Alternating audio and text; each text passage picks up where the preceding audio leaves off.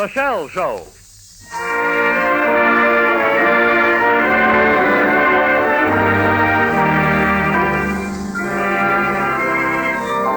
The Shell Show, starring Joe Cook. An amalgamated salmagundi, to say nothing of a motley melange, of entertainment studded with these stars. From radio, Billy Jones and Ernie Hare. From opera, Giovanni Benedetto. From the nightclubs, the original Memphis Five. From Hollywood, Eleanor Holm and Art Jarrett.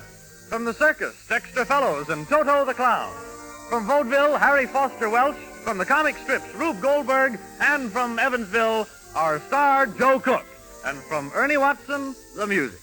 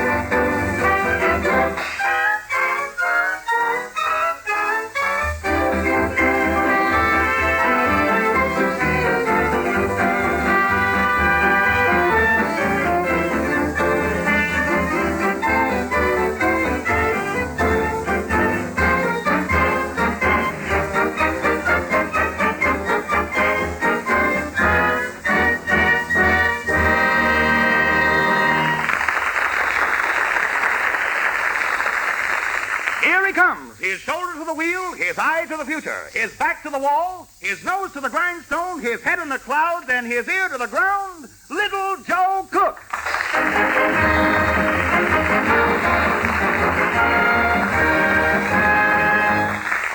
Foster, you forgot my little finger. Everybody seems to be forgetting things. Bob Waldrop forgot to say that we will not have the marble-voiced crooner tonight. Oh, you said I could sing, Joe. Well, maybe next week, young man. But right now, I've been thinking what a remarkable thing invention is. Why, in my own lifetime, I've seen the sailboat give way to the steamboat, the vacuum cleaner replace the carpet beater and the sore arm, the telephone take the place of the back fence gossip party, the ice bag has replaced the headache, and finally the radio, a new method of communication and a new avenue for entertainment. It's wonderful how far we have progressed in radio. Why, I can remember only a few years ago, we used to tickle the cat whisker on our crystal set and get... How do you do, everybody? How do you do? How do you do, everybody? How are you? But now we sit in front of our 88-tube, worldwide and back, hot and cold radio console, twirl the blue-white diamond dial, and we get... How do you do, everybody? How do you do? How do you do, everybody? How are you? What a difference a few years make. But here are those same two gentlemen whose formula for spreading happiness caught on so well in those early days of radio, and today is more popular than ever. The Happiness Boys, Billy Jones and Ernie Hare. Hello, Joe. Hello, Joe. How are you? Hey, Joe, your introduction makes us feel as old as Methuselah. Who was Methuselah? Your piano player? Oh, no. He was a man about 900 years old. Who, your piano player? No, Methuselah. Well, he doesn't look a day over 800. And neither do I. You know, I carry my age well, don't I? Yes, sir. I remember my father trying to get me on a trolley car without paying my fare. The conductor turned around and said, "You'll have to pay for him. He's over age." So I paid for my father. It was in October 1921. What was in 1921? October. Oh. When we made our first broadcast. Well, I'm glad you got me and my father off that trolley car. It was awfully crowded. It was in October 1921. But let's bring back some pleasant memories, boys. Do you remember any of the songs you first sang over the air? It was in October 1921. Again? Hey, listen, Joe. The only way to stop him sings. Now, here's a song called I Never Laughed So Much in All My Life. Yes, Joe, this song is 15 years old. That's what I like. Stuff hot off the press.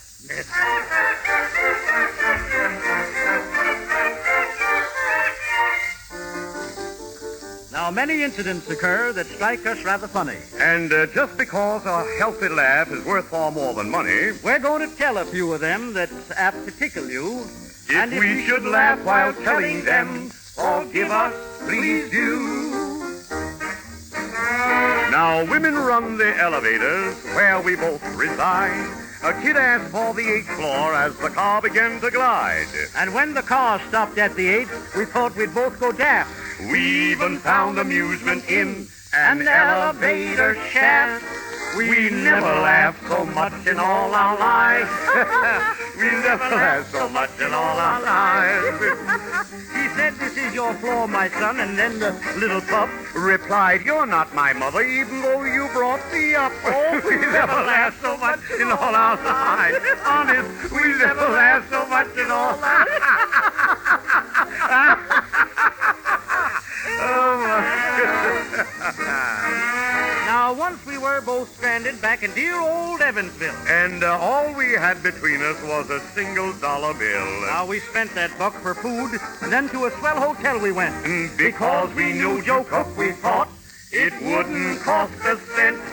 We never laughed so much in all our lives.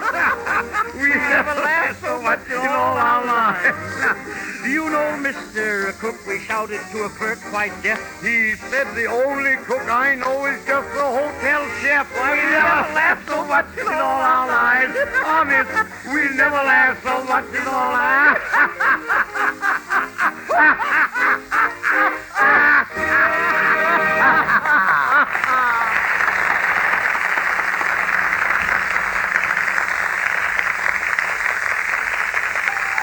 Step right up, folks. Now, don't be shy. The circus parade is marching by. A show that's filled with joy and mirth for every girl and boy on earth. See funny freaks in frivolous revels. See dangerous feats by brave daredevils. And top it off, wipe off those frowns. Here come the troupe of comical clowns. Just a moment, please. Presenting the greatest of all clowns, the famous Toto. Thousands of people have seen Toto in the circus, but they have never heard his voice, for Toto has never spoken in public. Tonight, for the first time, Toto speaks. Well, here comes Toto's famous automobile, the solution to our traffic problems. The smallest automobile you've ever seen. It's only 2 feet high. You could almost park it in your vent pocket. Only trouble is, I don't think it's big enough to hold anybody. Why, who's inside? Nobody else but Toto himself. Hey, and look, and he's got a great big suitcase with him, and a little dog, too. Hello, Toto. Hey, Toto, come over here a minute. Hey, Toto, come here. I want to talk to you. How are you there, boy? I'm a little bit late. Say, tell me, how did you ever manage to crawl into and out of that mousetrap? Well, you know, this is my own little automobile. Uh-huh. It's got a collapsible body. Well, you'd have to have a collapsible body to get into that sardine can. I got a collapsible body. What's me to? Hey, Toto, stand up. He's falling down like a bunch of rags. Stand up. Let me show you. Toto, you fold up like a human concertina. How do you do it? Why? You relax and you collapse. Yeah. No, wait a minute. Stand up. I've always been afraid that someday, if I relaxed, I might collapse altogether. You gonna try it again, huh? Let's see that again. Oh, now stop it. Will you get up there? Stop falling down. Toto, you have no more bones than a jellyfish. Now, come on. Now, tell me. How many years have you spent with circuses? Oh, put all my life. Nearly all your life. Nearly, yes. Yeah, I forget nearly. Well, that was a pretty long time, anyhow. How long does it take you to put that clown makeup on your face? Oh, about 45 minutes. Mm-hmm. Not quite as long as it takes the average woman to make up. Well, we still got the same result. You both get the same results. Toto, you're not as big a clown as you're painted. Say, you seem to know women pretty well. Have you ever been engaged or married? Oh, once in a while. What? Yeah, you're supposed to say, yeah. You were engaged, weren't you, huh? Yes. Who were you engaged to? To a little lady. She was an acrobat girl. She's an acrobat. Don't tell me she turned on you. No, but she let me flat. Uh-huh. Well, it's something like it. Who'd she go for? Oh, she flipped over to CHATEAU, the rubber man. Oh, the rubber man. Yeah. You don't love his elastic. Maybe she was thinking of future bouncing babies. She always was clowning. You was. I guess he tried to pull the rubber man's leg, huh? No, it's not back to him. Oh, it's not back, huh? Yeah. You know, I once knew a rubber man who caught his finger in a door and didn't notice it until he'd walked about 3 miles. Then somebody opened the door. Boy, was he put out. Out? Uh-huh. Back in Epsonville? No. No? Not Evansville. How? Evansville. Oh, excuse you. Say, Toto, where did where did you get your start in circus life? Well, Father had a circus in Europe. Mine, too. I never hear of a cook circus. You heard of the Barnum and Bailey Circus, though, didn't you? Yes. Well, you mean to tell me that you didn't know that the Barnum and Bailey Circus was really owned by Cook Sr.? Can you imagine it? Well, of course, he didn't really own it, you see, Toto, but one spring, Barnum and Bailey's posted one of their circus bills on the side of Father's barn. Father had a strict rule against bill posting. In fact, he was the originator of the pay no bills. Post no bills idea. So ever since then, my father felt he had a legal interest in the Barnum and Bailey Circus. Can you imagine? Joe, you ought to be in circus. You don't mean I should be a freak in the circus, do you? No, you can jungle, you can sing and dance, and you look like a clown. I look like a clown. Now listen, Toto, don't let this suit I'm wearing fool you. No, it's not your suit, it's your face. Well, that's different, Toto. That's different. Say, tell me, in all your circus experience, what do you remember best? Oh, when the hippo had a toothache. What you call that? Oh, yeah, toothache. You had it right, perfect. You know, I had a hippopotamus of a toothache myself the other day. Now, what did you do? Oh, we had to pull it out. Well, that was right. What did you use, block and tackle? No. Father went and get some big pliers. Yeah? In the blacksmith shop. Uh-huh. You know? Yes, sir. And then he sat in front of the hippo. He stood in front of the hippo. Why didn't he get inside the hippo? There must have been plenty of room. While he was scared he'd get lost. Oh, he's afraid he'd get lost. Yeah, see. Yeah. Then what happened? What'd you do then? Well, I had to tickle the hippo with a feather, you know? Oh, I see. You were tickling him to keep him in good humor, huh? No, so he yawned. Oh, so he yawned and opened his mouth. Father had just a good hold on the tooth. Yeah? And then it happened. What happened? Did the hippo inhale and swallow your father? No, the hippo sneezed and blew my father 10 feet away. Uh-huh. Then he was down, but the tooth was out. Can you imagine it? Well, Toto, that proves the old adage, the tooth will out. Toto will now give us a lovely lilting concert on the concertina. Can you imagine it? Here we go now. Very pretty. Now play it pretty, Toto. Oh. Is that pretty, Ernie? That is pretty.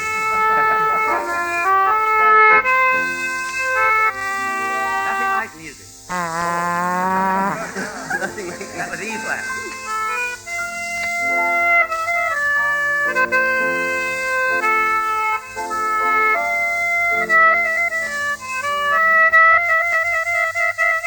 Hold it, Toto. Don't let it throw you now. Don't let it throw you. Ready?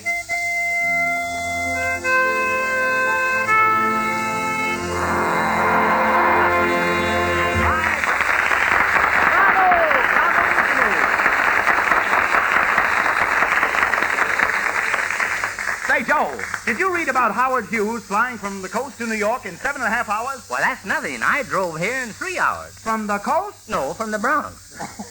And that's making good time, isn't it, Bob Waldrop? Well, not very, Joe, but it certainly is hard to make good time in an automobile nowadays.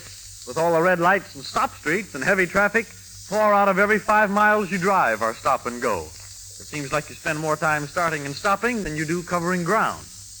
And you waste a lot more than time. You're also apt to waste a lot of gasoline. Every time you shift through your gears after a traffic stop, you can use up enough gas to carry you 1/3 of a mile. But now you can cut down this heavy consumption of gasoline by using Super Shell. It's a new type gasoline made by a special balancing process. This process does to gasoline what cooking does to food, makes it more usable and digestible for your engine. The result is that your engine can get the full benefit of the high energy content of Super Shell, whether you're starting, accelerating, or driving along. There's less waste, so naturally every tank full lasts you longer. Begin right away to get this saving. From now on, have your tank filled with Super Shell. There's a Shell station in your neighborhood.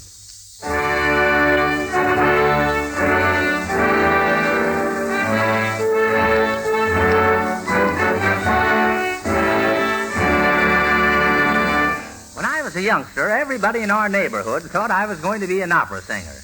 2 or 3 times a week, they'd hear my powerful high soprano voice emanating from the woodshed where my father was practicing a rapid, rhythmic up and down beat on my country seat in Evansville. One day, an Italian music teacher heard my leather lungs, and he told my father that anyone who could make that much noise lying face downward would positively shake the rafters of an opera house if permitted to stand erect. But my dad paid no heed. He just swung that slipper with the soul of an artist. He was the originator of swing. Well, the Italian said that he'd make a great singer out of me for 25 cents a lesson if I would develop my chest by sawing all the wood in his backyard. So Father agreed, and I soon had a chest like a lion and a voice just as sweet. I mention this incident because tonight a 13-year-old baritone is going to sing for us. He's right here, and I'm happy to present Giovanni Benedetto.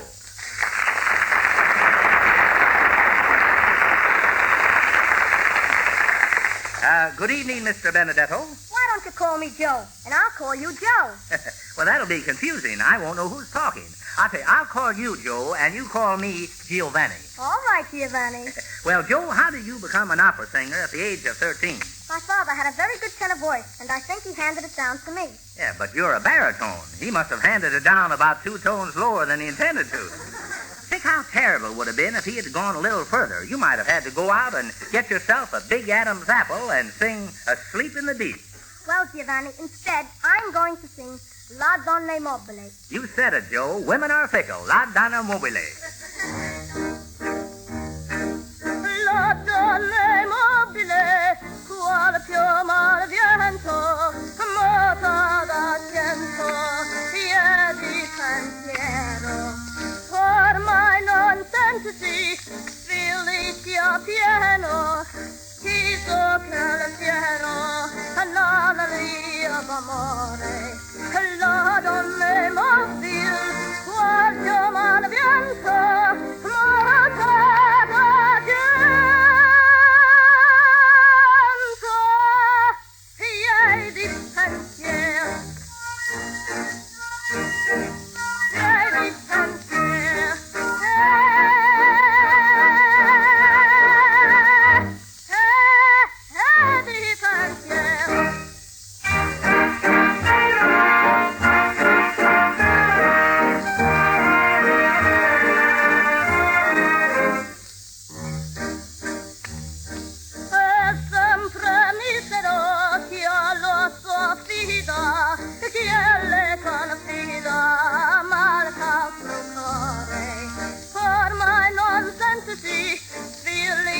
Piano, chi tocca il piano, non lia d'amore, la donna mobile, guardia mal viento, morta d'argento, e di pensiero, e di pensiero.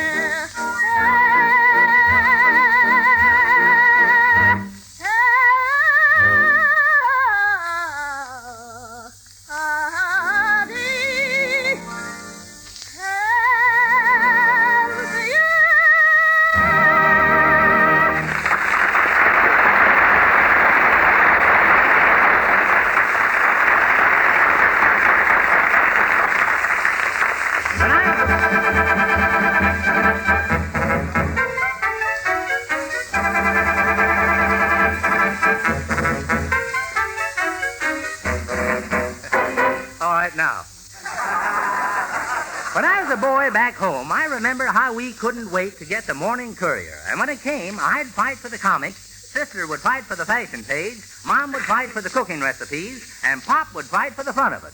And I'd lie on the floor in the corner and read Boob McNutt, Mike and Ike, They Look Alike, Foolish Questions, and Professor Lucifer G. Butts, never dreaming that one day I'd have the pleasure of presenting to you the creator of these grand internationally known comic strips, whose newest cartoon character, Lollapalooza, and her lazy brother Vincent, is now sweeping the country, Rube Goldberg.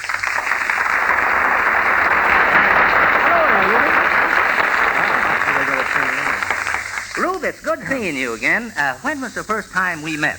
Well, about 15 years ago, Joe. Isn't that about the time you originated Boob McNutt? I think it was. Sounds like I might have been the inspiration. Well, I never forget a face. Yep. Well, you inspired me, too. You know, I've been doing a little drawing myself. I drew a swimming pool, and it looked so real, 4 people got hurt diving into it. So you forgot to draw the water, huh? No, I drew the water, but I didn't draw it deep enough.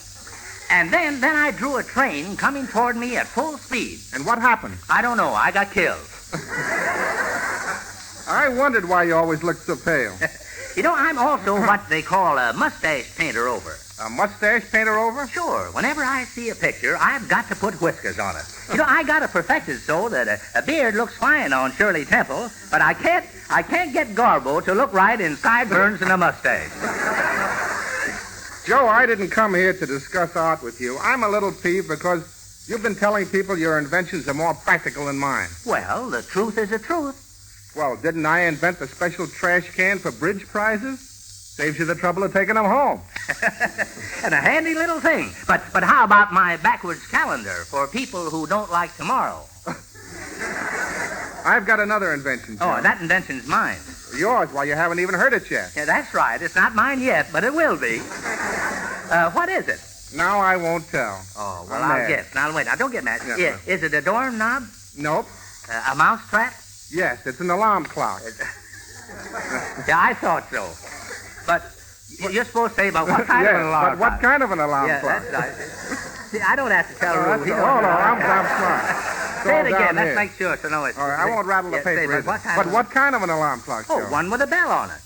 Yep, but it's a rubber bell. No, you mean a rubber ball, don't you? No, a rubber bell, so that when it rings, it doesn't wake you up. Well, what good is that, Rube? I'd rather have a clock without any bell. But that's not an alarm clock. Neither is my mother, but she used to wake me up every morning. But I've got a real invention I'm working on. It's for getting into your house when you haven't got your key with you. Now, look, you take a bass drum and start banging on it until a crowd collects, thinking it's a parade. Oh, yeah. Then you take up a collection, and somebody gives you a lead quarter, so you start fighting with him. Then the rhinoceros that lives next door... What rhinoceros? Oh, this invention only works if there's a rhinoceros living next door, you see. Nice neighbor. Yeah, well, the rhinoceros comes out of his house to see what the noise is about, and you bet him $1,000 you can guess his weight. Now, of course, he doesn't know how much he weighs, so he can't prove you're wrong, and you win his $1,000. Then a hold-up man hears that you have $1,000, and he comes along and holds you up. Now, he starts going through your pockets and finds your key, which has been in your vest pocket all the time. So you take the key, let yourself into the house, and there you are. How's that, huh? That's swell, Joe, but suppose there's no door. Then you just ride the rhinoceros around the streets all night. Joe, I've got an idea for a woman's purse that can't ever get too full. I know. They carry everything in them, from hairpins to opera singers. No, it's all simple and logical. And it's got an animal in it, too. Oh, well, let's hear about it. Well, here's how it works. Uh-huh. As the handbag fills up and starts to bulge, it presses against lever A, which starts sauerkraut B cooking in the kitchen. French parrot C chokes on the fumes of the sauerkraut, and the French maid D thinks the gurgling noise of the parrot is the voice of her sweetheart calling from the outside. She rushes to the window E, and being very tall, knocks the plaster off the ceiling F. Yeah, but doesn't that hurt the maid's head? Sure, but she's getting good money, and nothing hurts if you're well paid. Oh. Now, I'm talking like you are. Yes. Now the plaster falls into a bucket G, which bobs up and down on cord H, which causes file I to cut chain J and release mongoose K. Now, wait a minute. The mongoose lives in India. Sure he does. Then what's he doing over here near the woman's handbag? How do I know? And don't forget, I'm your guest here tonight. Yeah, I know, but the mongoose ain't. Anyway, the mongoose is crazy about jelly beans. Oh, a sweet tooth, huh? Yeah. He sees a jelly bean dangling from the bottom of the handbag and swallows it. The jelly bean is really attached to a zipper, which opens the bottom of the handbag and lets everything drop out, making room for more junk. Boy!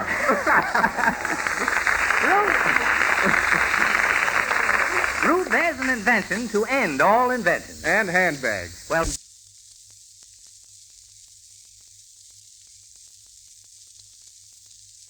Shell Show, starring Joe Cook. Yet to come, Art Jarrett and Eleanor Holm, Harry Foster Welch, the original Memphis Five, and Dexter Fellows. In just a moment, we continue.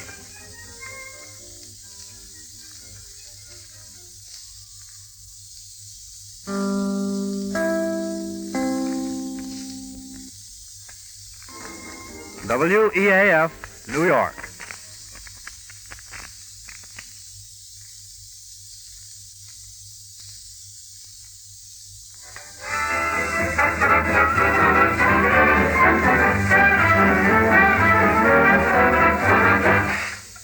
And here he comes, that answer to a maiden's prayer, if she's not particular, Joe Cook.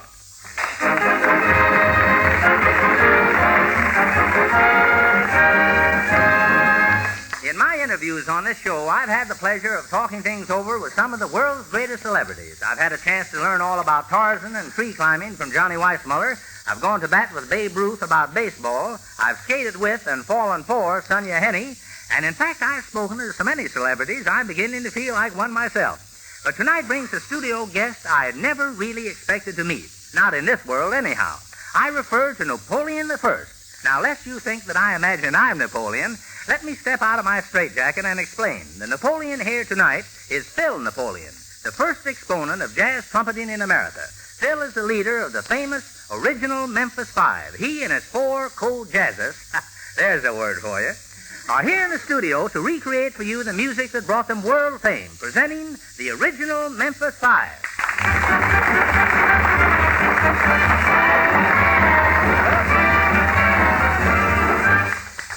Greetings, Napoleon. Where's Josephine? Home washing dishes. Say, many a modern Napoleon's been exiled for a remark like that, Phil. What a Lulu that was. Yeah. So this is your original gang, huh? Yes, Joe. Reading left to right. Frank Signorelli at the piano. Jimmy Lightell on the clarinet.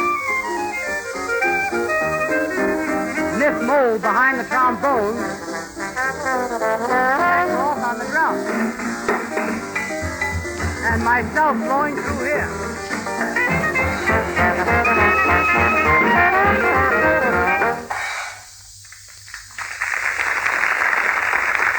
There you are, the original Memphis Five.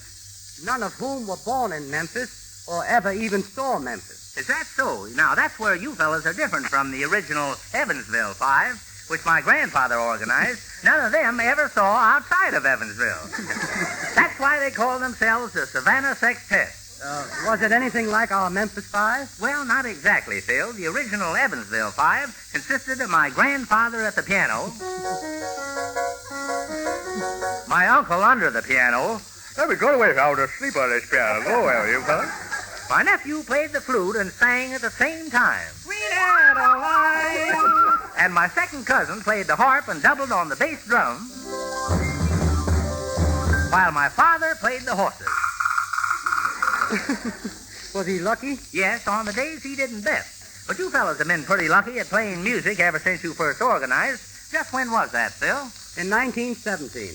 But very few people knew about it until 1919, when we began making phonograph records.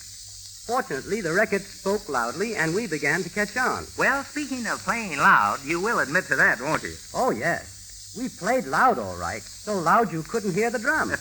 You know, I remember one time you played in South Bend, and you fellows played so loud that in Evansville, 30 miles away, we just opened the windows and danced to your music. Oh, that's carrying a thing pretty far, Joe. Isn't it?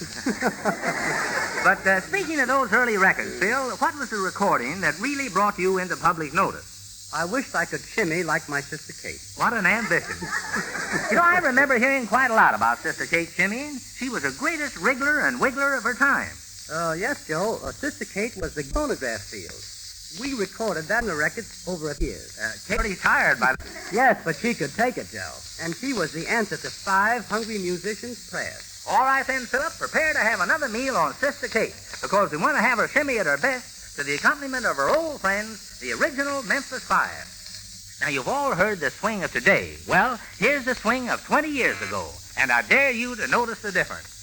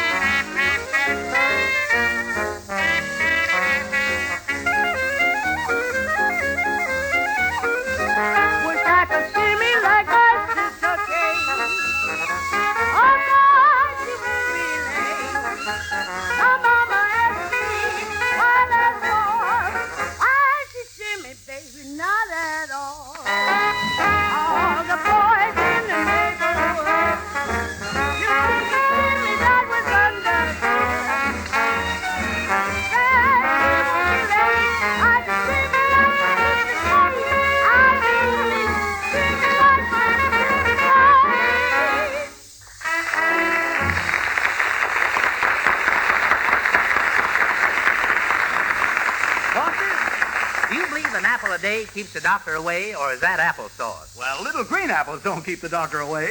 You're right, Foster. When my mother used to put those little green apples into a pie, we'd call in every doctor in Evansville. For a stomachache? No, for a piece of pie. They loved it, and so does Bob Waldrop. You're right, Joe. Everyone knows that little green apples make wonderful apple pie. But if you think back to your childhood days, you'll remember that little green apples are not very digestible when eaten raw. They need to be cooked to be made digestible. Now, it's pretty much the same way with gasoline. It needs to be put through a balancing process before it's really digestible for your motor, and so efficient for stop-and-go driving. Otherwise, you can waste enough gasoline on 3 quick getaways to carry you a whole mile. So it's no wonder your tank becomes empty so quickly. But now you can get a gasoline that goes farther on stop-and-go driving. It's Super Shell, a new type gasoline that's been made really digestible for your motor by a special balancing process. This process completely rearranges the chemical structure of this gasoline. Your motor can get the benefit of the tremendous energy packed into Super Shell. There's less waste on all that starting and accelerating you do. So naturally, your tank doesn't become empty so soon. You don't have to buy gasoline quite so often. But see for yourself. After this, get Super Shell.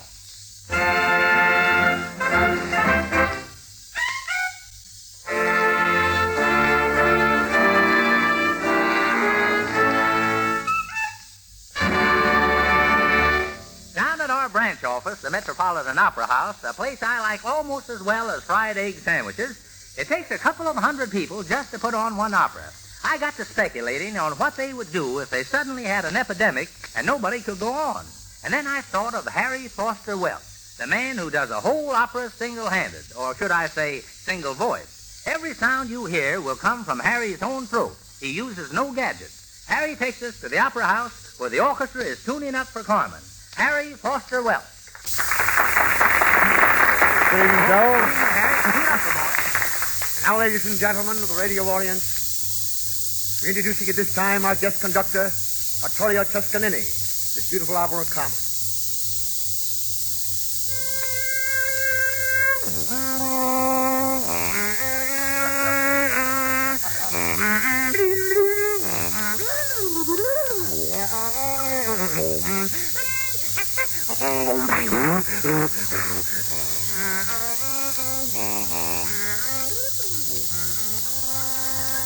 The first call for the Toreador audience of the Riona.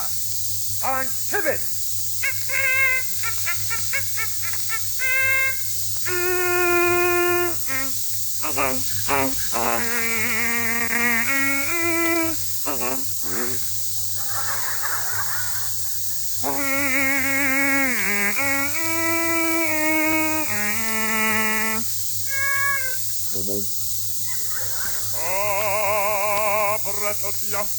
Maiar cuore metia che non ricordò la nola marramme qua I parana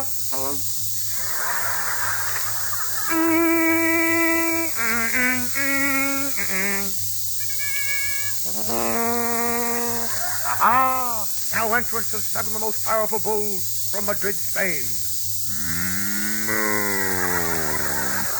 Ah, boy, I can see that big one passing me.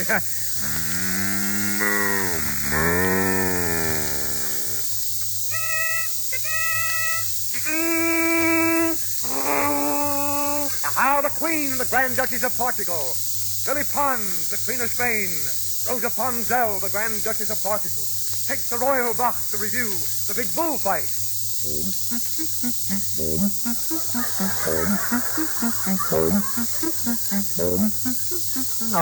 These high-paid artists take their time.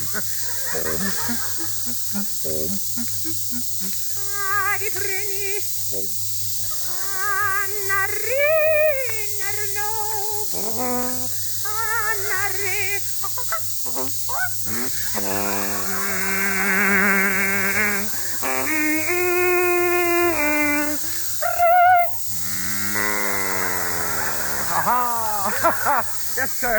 That bull took one look at the Queen. He says, she looks sweet tonight. I will fight to my death.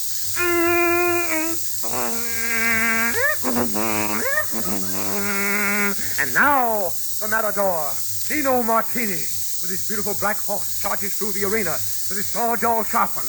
And what a bullfight we'll be seeing now. So here he comes, Dino Martini. That's a horse.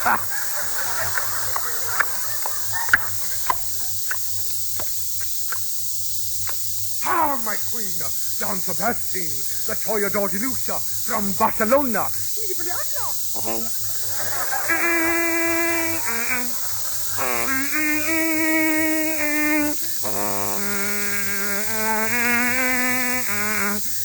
And now the bullfight of all time is on.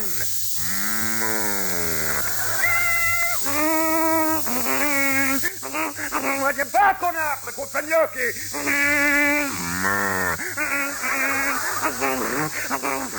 Whatever good.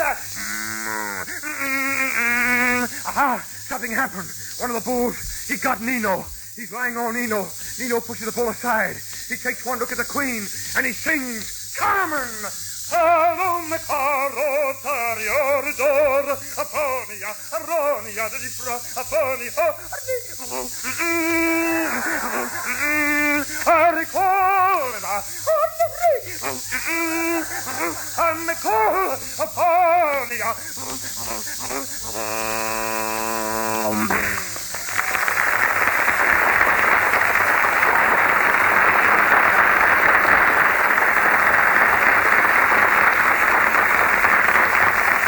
When Dexter Fellows was 3 years old, he jumped out of a barber's chair to run after a circus parade. And he's been running after circuses ever since, or rather in front of circuses. He was the advance man and press agent for such great shows as Pawnee Bill's Historic Wild West Show and the Buffalo Bill Wild West Show.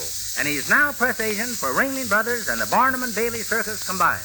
In this work, Dexter Fellows met and was associated with many of the great historical characters that made America. And he's got plenty of interesting stories about them, some of which you may have read in his book, This Way to the Big Show, Mr. Dexter Fellows. Hi, Dexter. Hi, Tony. Joe, you come from Evansville, don't you? Why, yes, but how did you know? I listen to the radio. Say, have you ever been in Evansville? Been in Evansville? I've been in jail in Evansville. Well, how did you get there? The usual way, I got arrested. Yeah, that is a good way to get in jail. Well, you're not the man who posted those circus bills on my father's barn, are you? I might have been. I posted a lot of bills in my time. Is that what you were arrested for? No. The Buffalo Bill show was coming to town. The Evansville police were looking for pickpockets, and they picked me. They picked the wrong fellows, huh? Yes, picking pockets was a little out of my line, but I had a devil of a time proving it. Well, how did you convince them? Gave them a couple of passes to the Wild West show. Oh, yes, an idea. Mr. Fellows, is the circus coming to New York this year? Absolutely. Why? You look a little like a pickpocket to me. How about some passes? I think I can arrange for a couple of Annie Oakleys for you. Speaking of Annie Oakleys, the real Annie Oakley was the big star of your show, wasn't she? Oh, no. The big star was Buffalo Bill himself. And there was a character. A very modest man who would never brag about his exploits, although he had plenty to brag about. More than any other one person, Buffalo Bill Cody made possible the winning of the Great West. He was one of the greatest Indian fighters of all time. And he sure had a great show. I remember seeing it as a boy. Say, wasn't Sitting Bull in that show? Not when you saw it, Joe. It was even before I joined the show. Sitting Bull was a great Indian, but he was not a warrior, as most people think. He never fought. He was a medicine man. He played on the superstitions of the Indians, and through this control of them, urged them on to battle. So that's why they called him Sitting Bull. What do you mean? He just sat around and let the stooges do the fighting. But what about some of the real Indian warriors? The greatest of all was Chief Joseph of the Nez Perces, sometimes called the Red Napoleon, for he was just as great a diplomat as he was a warrior. I'll never forget the first time he heard Buffalo Bill announce his riders as the real American cavalry. When Chief Joseph heard this, he turned and quietly said, "They are not real Americans. We are the real Americans." And I thought of what had happened to this proud Indian 20 years before, when, in 1875, gold was discovered in the territory occupied by his tribe in northeastern Oregon. Scheme after scheme had been tried by the whites to get that land away from the Indians, but to no avail. Finally, General Oliver O. Howard, with an army of 2,000 men, was dispatched to get the land by force, if necessary. He arranged a treaty council with Chief Joseph, to whom we find the general talking.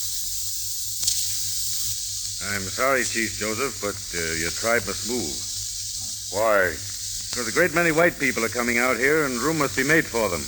You and your people will have to go to the Indian reservation at Colville, Washington.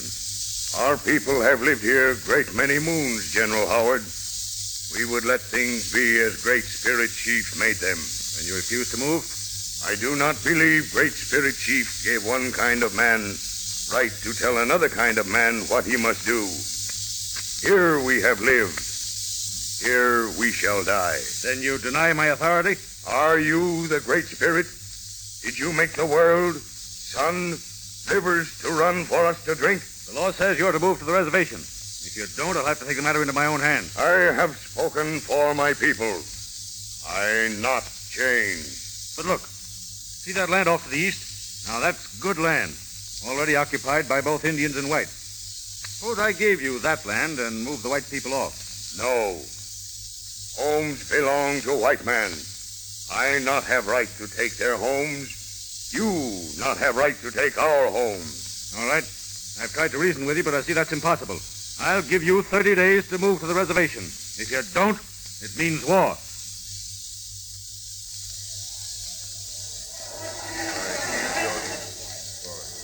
My people, I call you to council to help me choose. White man want us to move. If we do not, war will come. White men have many soldiers, many guns. My people, shall we leave our homes? Why should we leave home? My father murdered by white men. Now white men drive us away. The more we give white men, more they want. It is best, my people. It is best we move. No. Let us fight. We want war. We want war. War. We fight. War. Silence. My people you have chosen. We shall have war.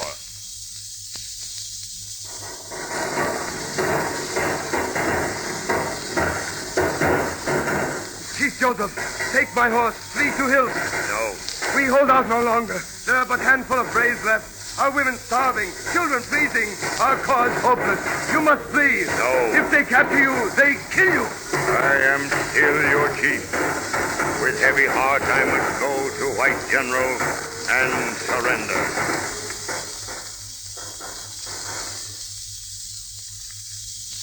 General Howard. Yes, Chief Joseph? General Howard. Yes? I surrender for my people. They are tired of war. Our chiefs are killed. Looking Glass dead. Tuhuhu Soto dead too. All old men dead. It's cold. My people have no food, no blankets. Little children freezing to death. My people, some have run away to hills. No one knows where to go. I want time to look for my children, to see how many of them I find.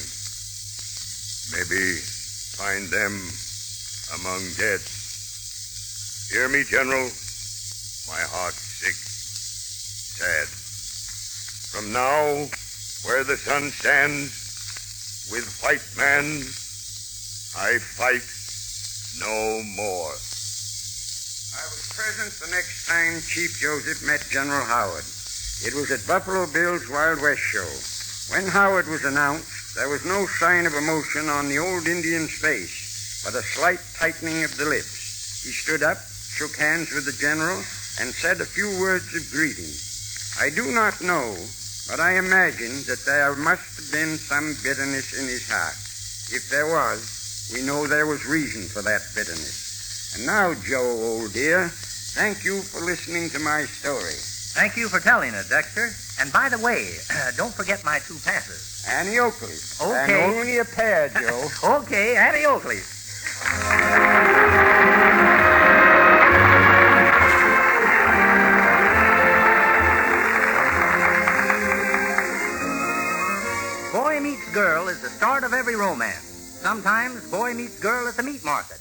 Sometimes boy meets girl on a Ferris wheel, and they start going around together immediately. But here's where boy meets girl in a swimming pool. When Eleanor Holmes met Arthur Jarrett, her heart popped like a raindrop on a straw hat. So may I present two of the nicest people you'd ever hope to live next door to. The boy, Art Jarrett, the popular singing star. The girl, Eleanor Holmes, who holds every world's record in backstroke swimming from 50 to 880 yards. Page 838 in the World Almanac. Mr. and Mrs. Art Jarrett. How do you do, Mr. Cook? Hiya, Joe. Say, do you know Joe well enough to call Mr. Cook well enough to call him Joe? That's all. Wait, now, let's start this all over again. Might as well get it right. Let's start to say, you say to me, Art. Say, do you know Mr. Cook? Let's start from all backwards. right. How do you do, Mr. Cook? Hiya, Joe. Say, do you know Mr. Cook well enough to call him Joe? Know me well? Why, I'm the fellow who taught Eleanor the backstroke, didn't I, Eleanor? Why, certainly not, Joe. You see, Art, I told you. In fact, I originated the backstroke. One morning, while putting on my shirt, my collar button slid down my back. Well, I reached back to get it, first with my left hand, then with my right, and then vice versa, and I accidentally slipped into the bathtub, down through the drain, and halfway across the Pacific Ocean before I retrieved the button, which I didn't want anyhow because it made a green mark on my neck. But what's a collar button got to do with you? What are you talking about, Art, anyway? Oh, Joe, I said nothing about a collar button. It was you who brought it up. I should say I did, and what trouble I had bringing it up. Say, remind me to tell you about it sometime. Why, you just told it, Joe. Isn't that a coincidence? You know, speaking of coincidences, how long have you two been married? 4 years. 3. Seems like 4. You two get along great. Fine. Pretty good. Nothing like harmony in the family. Eleanor, I understand Art taught you how to sing. That's right. And Art, I understand Eleanor taught you how to swim. That's right. How does he swim, Eleanor? Like I sing. And how does she sing, Art? Like I swim. That's a perfect arrangement. Do you ever go swimming together? Well, we're together for the first 10 strokes. What happens then? I scream for help. Do you get any? No, you see, when I scream, everybody thinks it's Eleanor singing. Well, what happens when Eleanor screams? They think it's Art swimming. Yeah, I can understand that. Sometimes I swim a little off key myself. You swim a little off key? Yeah, a little off Key West. Oh. With Eleanor so fond of the water and you so fond of music, you better be careful. Never sing Old Man River. Eleanor's liable to dive out the window, which, of course, will be all right if she happens to land in a pool room. Was I right when I said you were a backstroke champion, Eleanor? Yes, she'd rather swim backwards than forwards. Well, maybe she doesn't like where she's going. She'd rather see where she's been, or, of course, if she wants to go where she's been, you've got to turn her around so that she swims backwards, forwards, and so forth. Have I made myself clear? Sure, as they say in pig Latin, aquads bay owed fay. Oh, a hog collar, huh? Say, did you two actually meet in a swimming pool? Yes, it was a swimming meet, and no pun intended. It's too late to apologize. Say, Eleanor, when did you ever hear Art sing before you met him? Yes, I heard him on the radio. And you still wanted to meet him? Yes. What was he singing? Lover, swim back to me? No, just plain lover. What, no vanilla, no chocolate, just plain lover, huh? That's right. Well, Art, suppose you sing Lover while Eleanor sighs, and I learn something about romantic technique. Okay, Joe.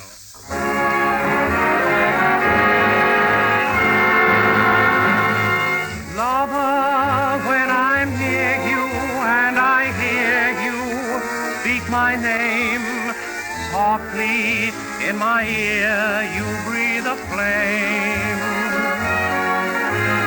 Lover, while we're dancing, keep on glancing in my eyes, till love's own entrancing music dies.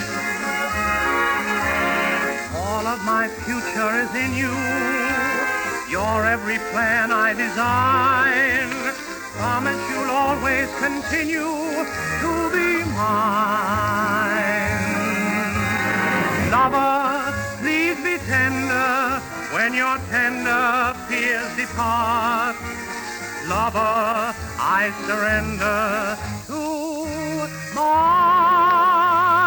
heart.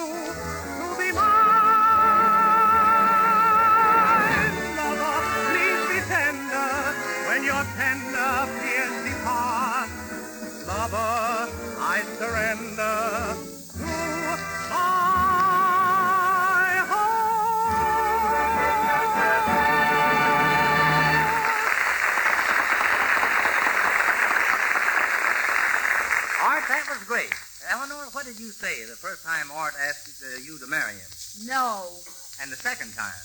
No, no. Well, what about the third time? No, no, no. And the fourth time? No, no, no, no, no.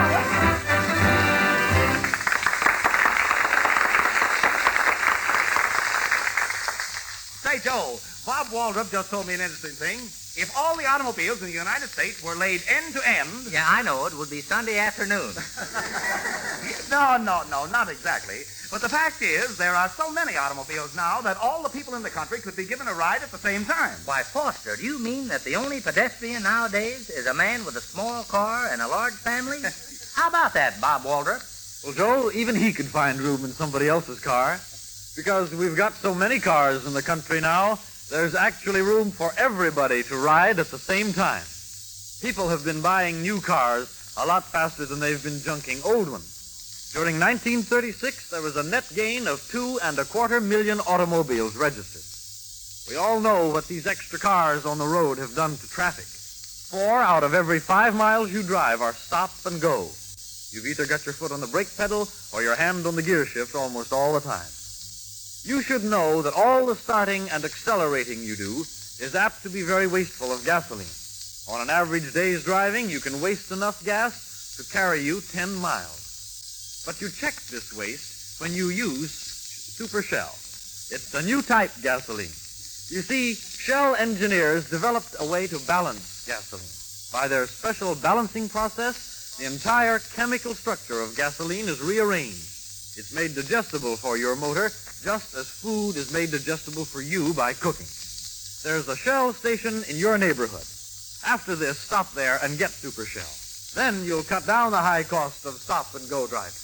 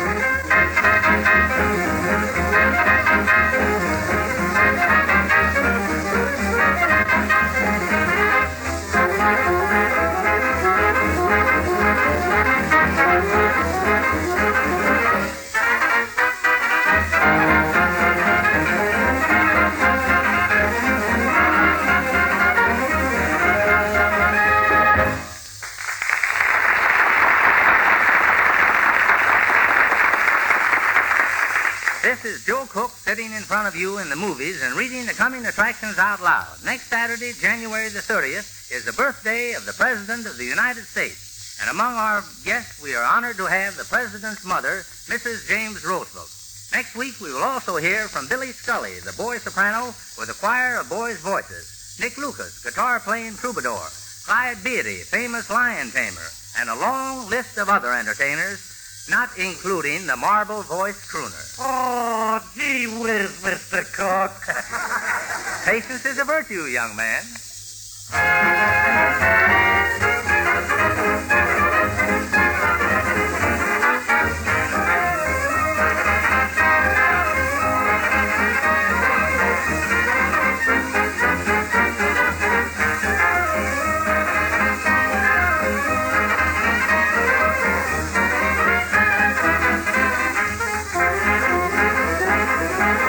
That's China you're hearing now.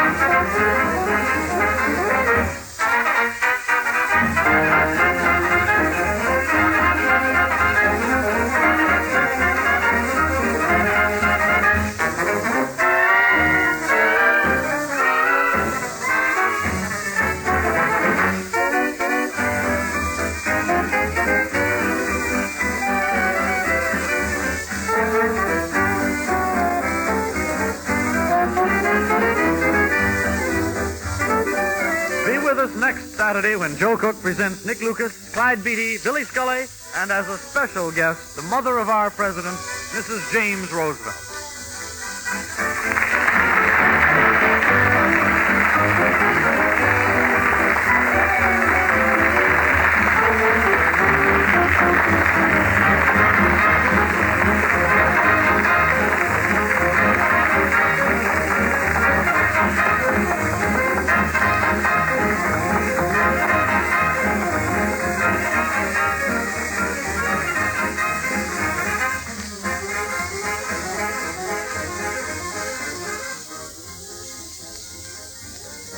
This is the National Broadcasting Company.